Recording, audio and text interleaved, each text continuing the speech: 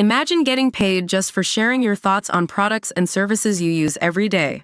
With Survey Junkie, it's that simple.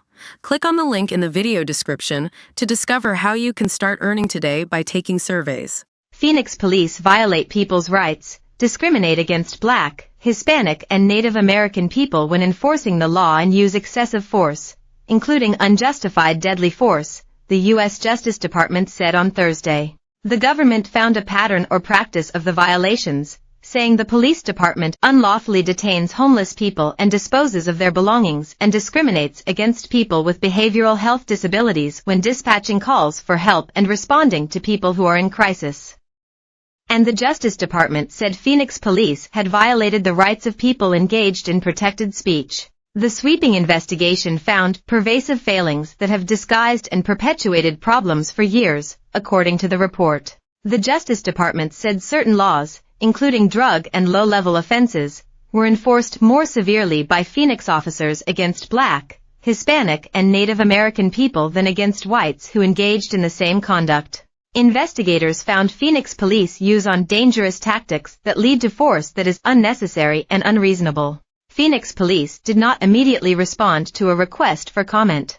Merrick Garland called the release of the report an important step toward accountability and transparency. We are committed to working with the City of Phoenix and Phoenix Police Department on meaningful reform that protects the civil rights and safety of Phoenix residents and strengthens police community trust, the Attorney General said in an emailed statement.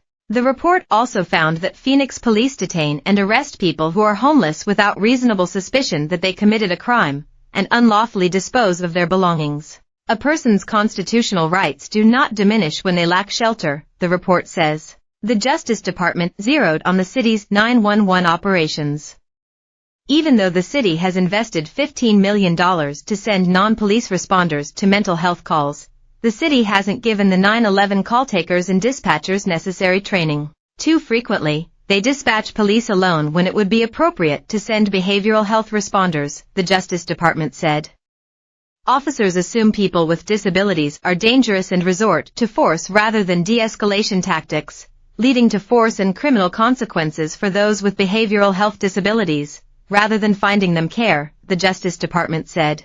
The Justice Department found that police use unjustified force against people who are handcuffed and accused of low-level crimes. Officers rely on less lethal force to attempt to resolve situations quickly, often when no force is necessary and without any meaningful attempt to de-escalate, the report said.